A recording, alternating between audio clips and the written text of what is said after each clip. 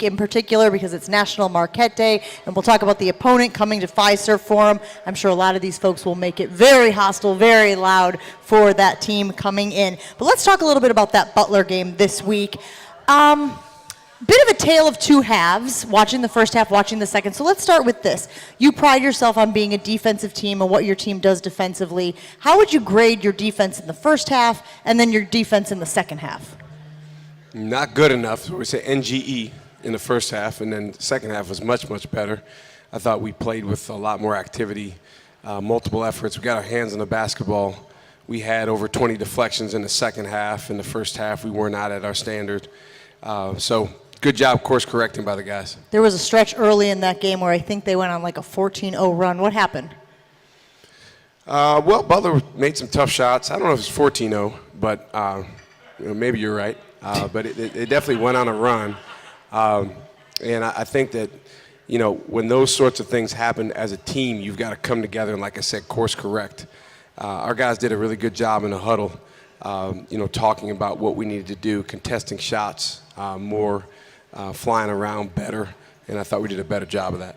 Speaking of huddle, you and I have talked on previous years' shows about just part of the broadcast rights. They get to pop into the huddle a little bit. One of the things that you were heard saying was that rebounding would be the difference in the second half. How did your guys respond to that? It's funny because they actually get that all wrong. If they really wanted to get the good stuff, that they would broadcast the players talking to each other, because that's way better than the stuff that the coaches say, at least in our huddle. I can't speak to anyone else's. But yeah, rebounding was much better in the second half. I thought David Joplin, Chase Ross, they showed much more activity on the defensive glass in the second half. They combined for 0 in the first half. Stevie Mitchell, Ben Gold's activity on the offensive glass in the second half, and that helped us create some extra opportunities. We talk a lot on our radio show about the Green Bay Packers. I know that's no big surprise here in the state of Wisconsin. And one of the things that plagued the Packers this year was slow starts. Mm-hmm. So your team on occasion has been plagued by that as well. How do you work against being a team that shows up more emphatically in the second half of games? So how do you work on the first half or the second half? How do you work on not being a team that in the second half of games is like having to close gaps and work that much harder to win games? Yeah, our mental skills coach has a really strong opinion on this. He thinks, everyone wants to start strong. Like, well, no kidding. If we could all start with a 10-0 run, that's how we would draw it up. But sometimes the game doesn't play out that way because the other team wants to as well. So, I think you have a game plan going in. You want to, as we say, win a spiritual battle at the beginning of the game. But then sometimes basketball happens or life happens, and, you've got to adjust. You've got to course correct. You've got to come together and figure out what to do next. So, if you're asking how do you start better, you get more stops and you get more team scores. Then there's a bunch of stuff underneath that creates it. I'm guessing that part of the game plan was not Cam Jones, defending player of the week, Cam Jones getting into foul trouble. How did your team navigate that situation? I thought really, really well, much better than we had navigated it in previous games, which, we never want to make a habit of Cam being out for 10 straight minutes. But I thought the guys did a really good job of playing without him, and actually without him, that's when we went on our best run, when he was out of the game, which again is much better than the last couple times when he had gone out with foul trouble. He watched, video of all of his fouls and, saw that there's a lot to learn there. He's got to be more disciplined. He had one offensive foul where, every game going into the game, we tell our guys who loves to flop and draw offensive fouls on the other team. And those are the guys you got to be careful around. And, of course, he found one of those guys, and they drew an offensive foul on him. But he's been really good about it of late. This was the first time that's happened in several games. So, again, hopefully he can learn from it and grow. Stevie Mitchell was coming in with a career-high 21 in the previous game. He topped that with a career-high 22, also had 5 rebounds and 3 assists. What is working for Stevie Mitchell right now? He's just a winner. He's the consummate winning player. Somebody sent me this graphic with players 6'3" and under and it's got like offensive rebounding percentage on one axis, it's got steals on the other axis, and he's like way up here in the upper right quadrant, and nobody else is even close. But, you know, that's just statistically, you know, you can't even measure. You know, as we say, we're going after that which cannot be measured, and he has that which cannot be measured in spades, and that's what makes him such a winning player. Our theme the other night against Butler was uncommon, because we felt like in order to win that game, we were going to have to be uncommon for a variety of reasons. So I told Stevie, I said, you know what's uncommon? Being the best player on the court against Villanova, and then finding a way to still be just as good, if not better, at affecting winning, even if it doesn't mean scoring the same amount of points in the next game. And then he just went and scored one more point than he had the game before. We are talking about Marquette's win over Butler earlier this week, and you mentioned the guys who had to step up in Cam's absence. Obviously, he was out with that foul trouble for an extended period of time. I saw Tre Norman and I saw Zaid. What did those two do well in that game? Well, Jop was actually out with foul trouble too, so we had both those guys. You know, Jop only had 3 fouls, but we sat him for a while with 3.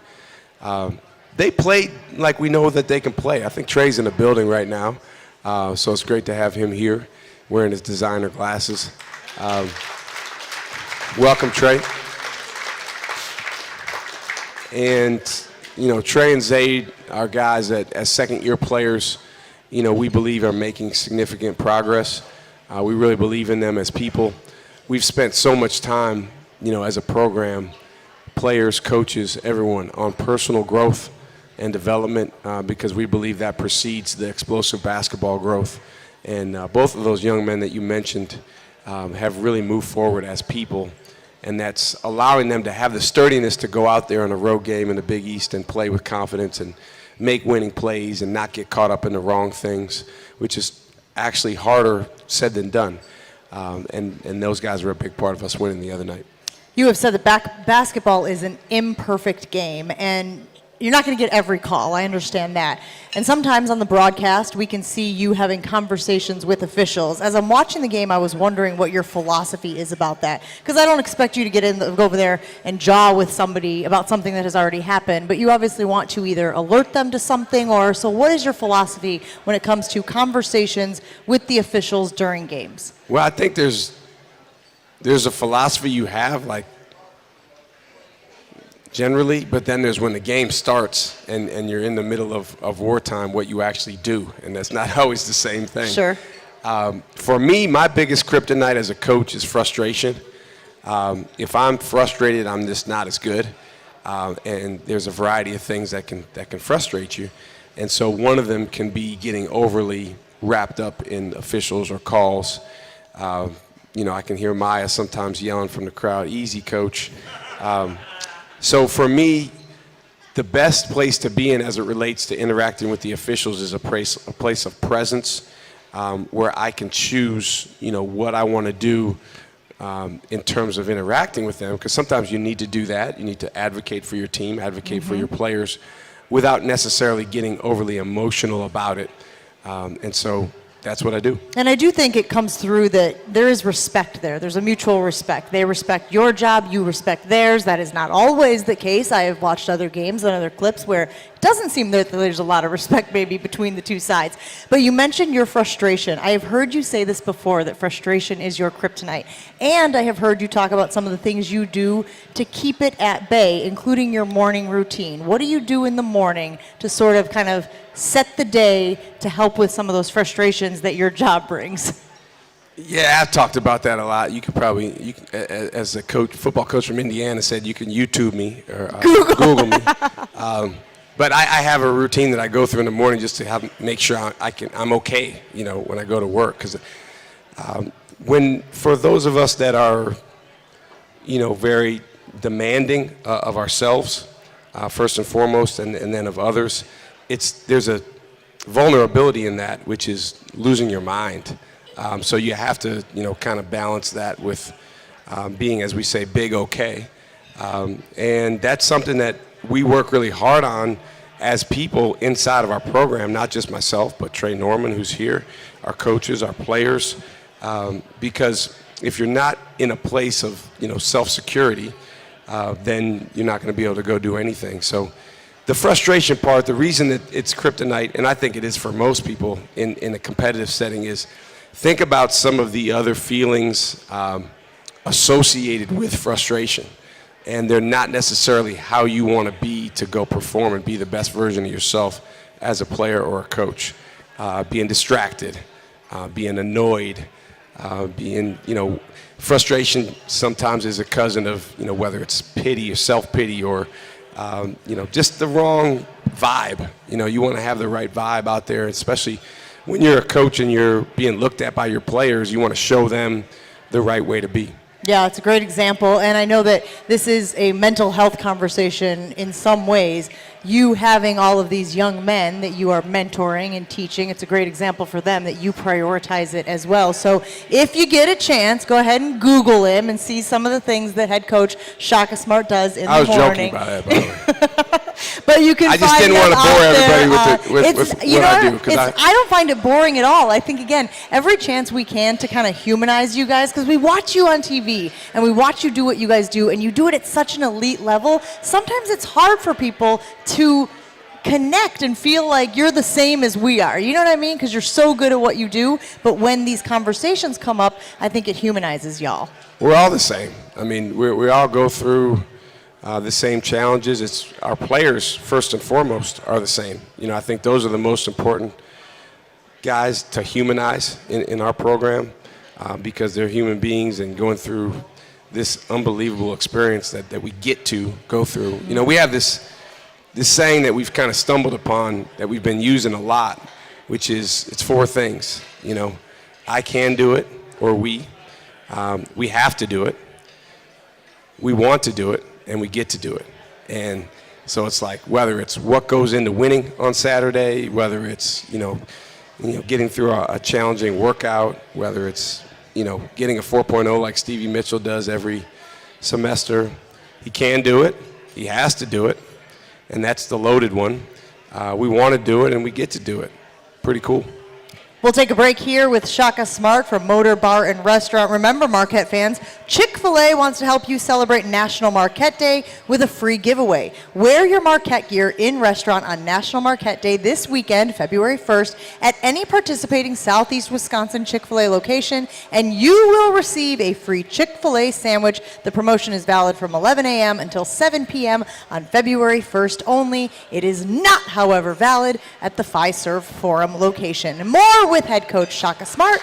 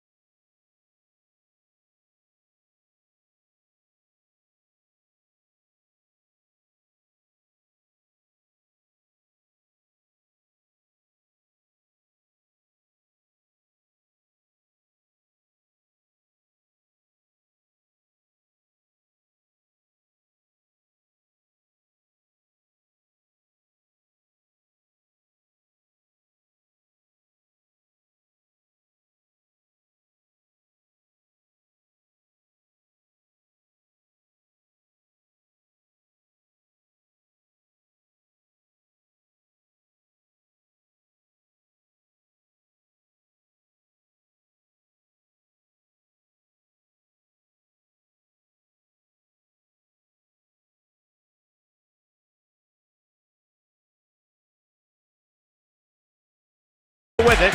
He'll try a logo three. Good! Why not? Why not? Good! You think it can't get better, and it just did. Micah. Tyler Kolek helping Marquette beat St. John's last year on National Marquette Day, 86-75, the final there. We'll have several more of those clips as the show goes on, throwing back to previous National Marquette Days. It is National Marquette Day this weekend, so we want to talk about that for just a few moments here. Coach, what does that mean to you? It is obviously a celebration nationwide, worldwide of the Marquette community, and yet I'm not sure that there are many other universities that have a national day dedicated to them the way that we do. Well, I'd never heard of it until I got to Marquette. So it's been special. It's a celebration of our university. And what makes our university so special is the people. You know, people here in this restaurant, the people that make Fiserv Forum such a special place to play home games, the folks that make our campus such a vibrant place. So it's something that every year it's an exciting day. But to be honest with you, Jen, for us as a team, we got to make sure that we're careful to, just approach like any other game, because sometimes, and this is the case maybe for different reasons with the Wisconsin game, there's such a buildup that it can feel weird to the guys. And we got to remember, as Mike Tomlin says with the Super Bowl, when everything outside the lines feels a little bit different, you got to remember that what's inside those lines, between the lines, is still the same. What has been the biggest surprise this season? We are about to enter the second half of the Big East schedule. You've seen everyone at least once except St. John's and UConn. Any surprises that have kind of popped for you this year? With our team? Your team, the league, just anything that you feel like was surprising, whether it's maybe a guy's evolution, the progress they've made? I mean, honestly, I'm not really an expert on the Big East other than, the opponent that we're focusing on in the moment. There's teams, I think, in the Big East that have done better than people thought, but I don't know that any of those are surprising to me based on who I knew that they had at the beginning of the year. For our team, I wouldn't say there's been a whole lot of surprises. As the old coach said back in the day, we are who we thought we were, and we're still a work in progress. We just got to keep developing. And I'll be honest with you, the next 5 weeks, 5.5 weeks of a regular season is going to be, it's just going to be a fertile opportunity for us to grow, learn more about ourselves, come closer together, because it's going to be a heck of a challenge. You just quoted Denny Green there as he was slamming on the podium all those years ago. One of my favorites. I watch a lot of press conferences. That's one of my favorites. You thought about slapping the side of a podium ever? Cody Hatt is one of our assistants, and he's one of the best ever that I've worked with. And he comes in right before the game, and he'll tell me who's starting for the other team. And before he can get it out of his mouth, I'll say, they are who we thought they were, meaning they're starting who we thought they would start. And it's just kind of an inside joke. Every once in a while, it'll be a little bit different than we thought. Now, since we're talking about football, and I love talking about football, I also heard you say recently that your team, your staff, has stolen more from football this year than ever before. I believe you were talking defensively. What are some of the things you were able to steal from football? Not just defensively, culturally, defensively, offensively. We've stolen so much from football. All of us in August went and spent time with different organizations. It was mostly football. I believe Dre went to the Cavs and the Browns in Cleveland, but it was mostly football. Tyler McDevitt went to Iowa State football. I went to Alabama. Nevada went to the Dolphins. Somehow Nevada finds his way to Miami. I went to see Dan Quinn earlier in the year. So there's just so much to steal from those guys all around, defensively, offensively, culturally. Dan Quinn, I don't think he knows this, I'll have to tell him, but on his board he had a bunch of play calls. And in football they have their play calls are 8 things. With our guys it can be no more than 3. 5 up, twist. That's about the max. With football it's 8 things together. So he had all these play calls and I said, do you mind if I take a picture of that? He said, no problem. So I took a picture, and we've actually used some of this, just the terminology. Not that it means the same thing that it does to them, But, you know, you want one-syllable terminology, and he had some good ones there that we stole. I love, again, we've talked about this, but it goes without saying, I love how you guys are always learning. You're always looking to other programs, to other coaches, people who have had success in various spaces, and wondering what you can also implement in your program. It's very refreshing that there's not a rigidness of our way is the only way, and I think that you should be commended for that. Another note that I have here was Cam Jones, of course, who continues to climb up the all-time scoring list for Marquette, passing George Thompson, who is, of course, the program's all-time leading scorer for 40 years. And yet his shot selection this year seems different than it's been in the past. What's the biggest difference with the shots that Cam is taking? I think the biggest difference is more how he's being defended. Because he's at the top of the scouting report. Compared to last year, he was probably the third guy on the scouting report after Oso, Tyler first, and then Oso. Even though Cam's been our leading scorer since his sophomore year, one of the things that's super impressive about Cam, and actually an NBA scout pointed this out to me that came to practice a couple weeks ago. He said, what Cam is doing this year is unprecedented.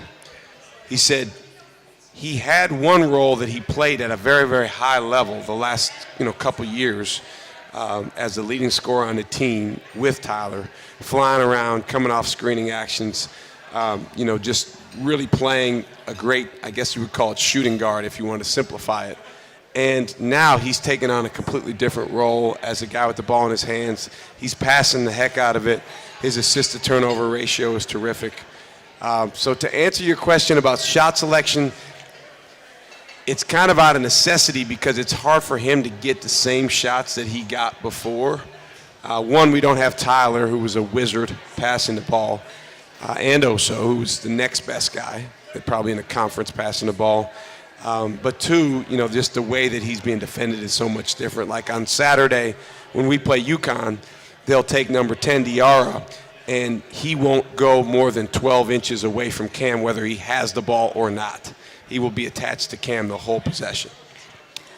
The nugget that is here in the Marquette notes is that Jones already has more assists, 133 this season, than he did all of last season, 87, in 36 outings. He now has 4, and it is competitive, but it is also joyful. And I want to talk to you specifically about that. And then, of course, there's an efficiency that is necessary when you're trying to accomplish a lot of things in a short period of time. But the joyful thing really stood out to me, because I've been at a lot of practices, especially at the collegiate level, and joy is not something that I would say is a characteristic I often see. Is that a priority of yours to make sure that guys are also enjoying the process? It's a priority of mine that we have the right appreciation to entitlement ratio. And I think that goes hand in hand with, again, wanting to be where you are and realizing that you get to be where you are for a finite amount of time. So you want to make the most of it during that time. We have a lot of sayings that are stolen that we make the guys write in their journals, and one of them is, you better take advantage of an opportunity of a lifetime during the lifetime of that opportunity. And so whether it's 4 years in college or whatever it may be, we get a chance to practice, 110 times in a given year. We're around like 77, 78. Our guys enjoy it. Our coaches really enjoy it. It's one of the dynamics of our program that I think makes us a lot different than other places. It's a great quote. I can see myself having that on a wall in my house in the near future. Thank you for that. The other thing I noticed, and I wrote this down, you have an incredible scout team. Like, as good as the players are that everybody gets to see on a nightly basis on the court, your scout team, a bunch of dogs. Talk about what they do to impact the guys that we see on the court at Fiserv Forum. Yeah, so the scout team, for everybody listening, everyone here, they wear different color uniforms. So our 10 guys that are in our rotation, they wear either blue or gold.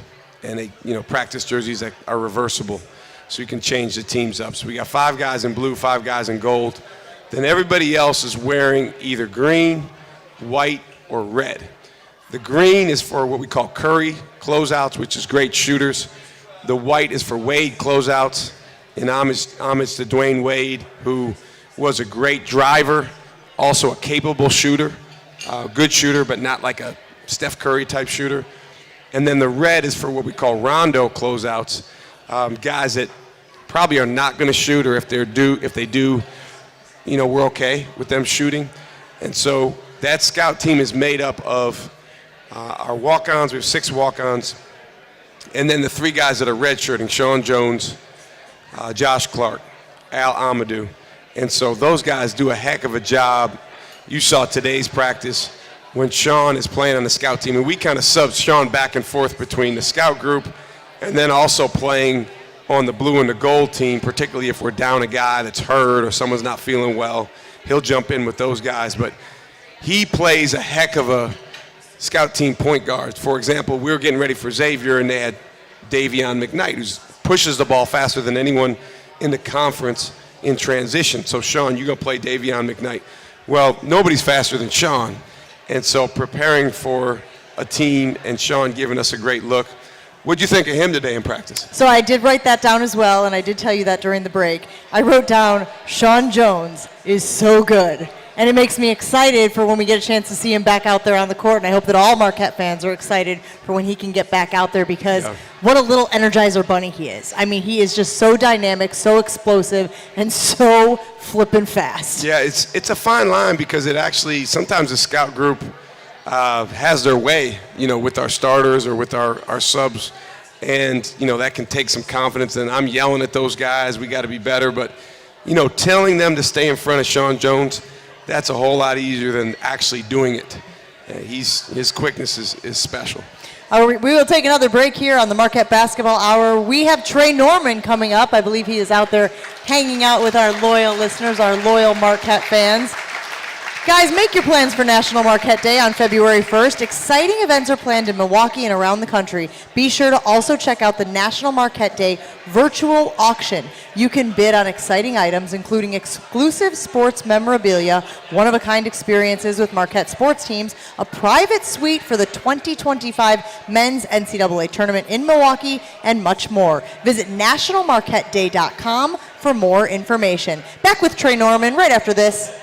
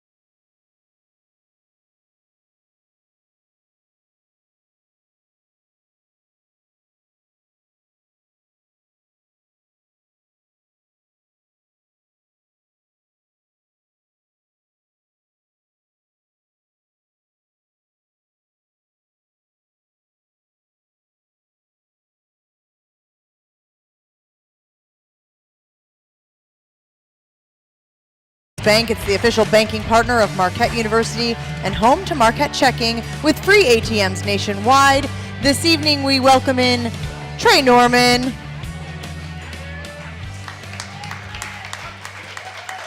You're having so much fun. He hasn't put his headset on yet, so we'll give him a second. Tre Norman, who's having so much fun mingling with the crowd, he was like, I'd rather do that than come talk to Jen, right? Exactly. He's like, right. I'm not going to lie to you, lady. I'd rather mingle with the crowd than come over and chat with you. So this has been obviously a very exciting season, and recently we all watched as Cam Jones got into foul trouble in the previous game, and that meant a little more tick for you.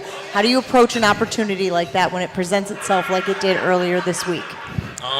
Just being ready at the start of the game, just knowing that anything can happen throughout the game. I know for a fact I'm going to get in the game. It's just what I do out there and how I help the team get a team stop and a team bucket. And obviously in that situation, Cam had 4, so I knew I had to step up. I knew I had to do things that led to winning, which are all things that I knew I was capable of. So. Tre Norman hanging out with us here at Motor Bar and Restaurant for Marquette Thursdays. Tre, I've been told that you are much more of a vocal leader this year than you have been in the past. Was that a concerted effort to be more vocal, or is it just kind of you're evolving, you're a year older, and that's what the team needs from you? Well, I thought I was a leader last year vocally. I mean, obviously I wasn't as vocal and like sure and like dominant as I am now. Obviously that comes with more experience and time and stuff like that, but I mean, just being a leader has always been something that I am. It's just the more and more I grow, the more and more I like age and know and gain more knowledge, obviously the better leader I'm become. So. How has your confidence grown? A lot of times guys need to get out on the court. They need to see themselves do some of these things, be able to compete at this high level in this very physical league.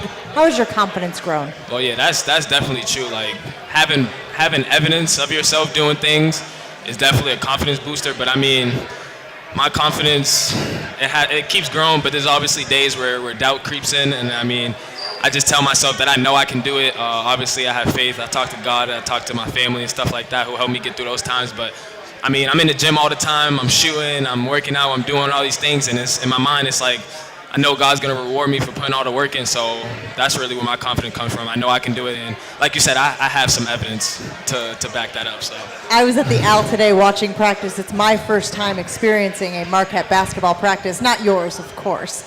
How would you describe a practice to somebody who's never been? Very high energy, very intentional, very detailed. It's really what a high major college basketball practice is supposed to be. I mean, we have little room for low energy, low effort. We don't tolerate any of that. I mean, we got a bunch of exercise equipment on the side if anybody feels like being low energy or having a. Is that what that's there for? That's good to know. A little, we like to call it consequences. We don't like to call it punishment because at the end of the day, we're all getting better. But you know, if you're out there to lunch and you're not doing what you're supposed to do, there's consequences on the side that most people do not want to be doing. What's your favorite drill? And I know it probably varies from practice to practice. I got to see a bunch of them today, but what's the drill that you're actually like, yes? Really any drill that gets us up and down. Like once we start like actually hooping, we start to practice and it's a bunch of like vitamins, we're doing stuff against scout and stuff. That's always fun, but once we like actually set up into half court and he gives us the ball and like, oh, run this action, defense, you got to get a stop, and we're going up and down, that's the best time. I got to watch you guys play 2-on-2 a lot, various drills again with various specific points that coach is trying to make with y'all. Who is your favorite guy to be on your team if you have to go 2-on-2? Probably Caden Hamilton. Yeah? Yeah. He's our trigger. He's very strong. He's our strongest guy on Very our team. strong. Very strong. He's our strongest guy on our team. That's one of my closest friends, and we just have a good connection, good chemistry, and I know I can rely on him. If I get stuck, he's just gonna post up and get the ball and score. So he makes my job a lot easier. Yeah, I think it's a core memory for a lot of Marquette fans, that screen that he set a few weeks ago where the guy just boom, ran into him and fell down. Yeah. So we've talked a lot about Cam. We've talked a lot about the seniors on this team. What have you learned from watching them, from being around them, that you feel like will benefit your game for as long as you're playing? Just really the way they embody like the culture and everything Marquette's about. Like I've seen it from other places, and like people may portray a certain way of their organization or how they like want to feel like they live, but when the cameras are off, they don't do that. And I feel like the seniors like do a great job. Stu, K1, Job, and Cam Brown, like they making sure the young guys like that the culture is in us. So like by the time they leave and it's just us, like we're not skipping a beat. We're gonna keep carrying this culture and the way we do go about everything we do, honestly. And that's probably the biggest thing. Like they show me like this is an everyday thing. That we're not faking this. And in order for us to win, in order for us to do the things we do and survive and play how we play, we gotta live and breathe all everything we preach about. So.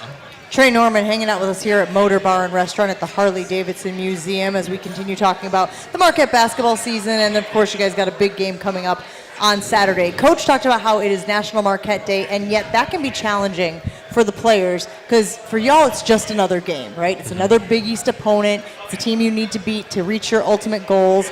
How do you manage and navigate what is a big weekend for a lot of fans and everybody who supports your program, but also the best way for you guys to approach it? Well, like you said, it's another game. It's another war.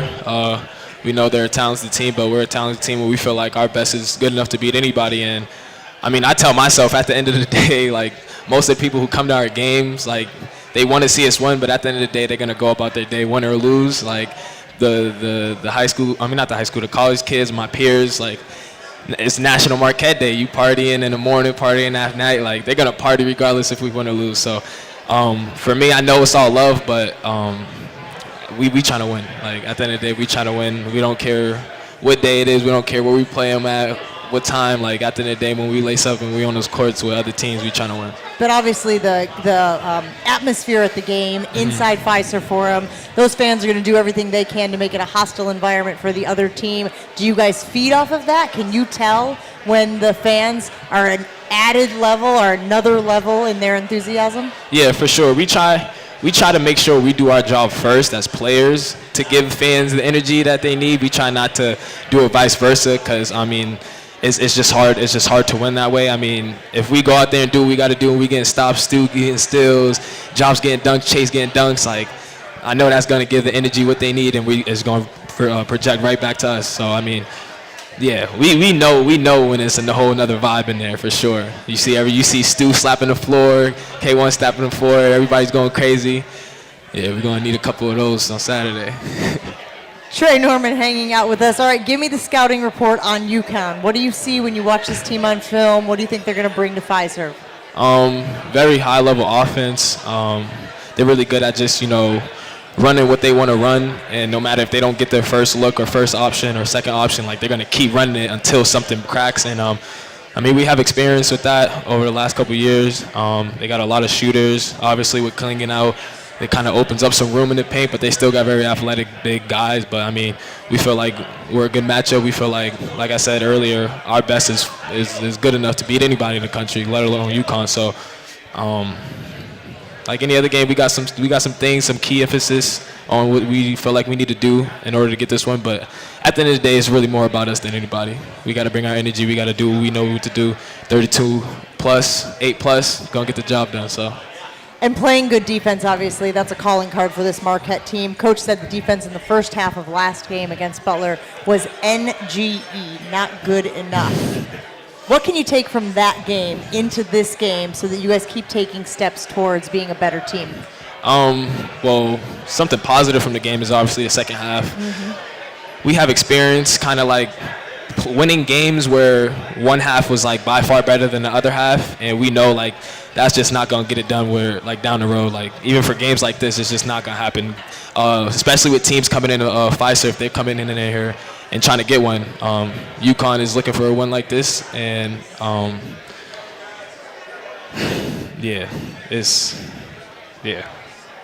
all I got. Perfect. We talked about Sean Jones a few moments ago, again, getting a chance to watch him at practice. How excited are you? And I don't want to look too far into the future, but since he is running scout team, because you are seeing him every day in practice, how excited are you to share the floor with him when he finally gets out there? I'm very excited. He's a great player. He's really fast. You probably all heard that before. Shaka always calls him the fastest man in college. But he's really fast, really smart, and he's a great teammate. He does a lot of scout now because he's redshirting and stuff, and he gives us great looks on scout. But when he's mixed in with us and we're going up and down and like he's on our team, it's a huge difference. And I feel like me and him have built a good connection, and we kind of know what type like timing and type of mentality we're gonna have when we share the court together and really like are like main players. And I'm just excited. He's put in a lot of work to get back to where he's at. A lot of people who go through that injury do not return, and let alone return back to who they were. And he's returned better than who he was. So. Playing at a very high level in practice, that's for sure. Trey, what is the element of your journey so far at Marquette that you're most proud of? Just my consistent belief in myself, to be honest. Like, college is way harder than I thought it would be. Obviously, coming in as a freshman, you have a lot of high hopes, and just staying grounded, just knowing that, like, at the end of the day, I know my time's gonna come. I know who I am. I know what I stand for, and I know what type of player I can be, and I am. And I know at the end of the day, like, I'm gonna be that. And right now, I'm always been a winning guy, a guy who's worried about winning. So I come in the game and do what I got to do to win. But you know, everybody has their own fantasies. Everybody has their own like image of how they think things gonna play out. And I know as long as I put my head down, like, I'm gonna grow. I've been growing since I've been here, and this is not the best version of Trey Norman you've seen. So, yeah. What a great response. We will end it there with Tre Norman. So excited to watch you this weekend on National Marquette Day and every day that you represent the Golden Eagles. Ladies and gentlemen, Tre Norman hanging out with us here from Motor Bar and Restaurant at the Harley Davidson Museum. All right, guys, don't wreck a great time. The Marquette Golden Eagles remind you to drive sober or get pulled over. Visit zeroinwisconsin.gov to learn more. Zero in Wisconsin. Together we can save lives. Wisconsin DOT. Back with Shaka Smart right after this on the Marquette Basketball Hour. Wisconsin On Demand is the home for all things Marquette hoops.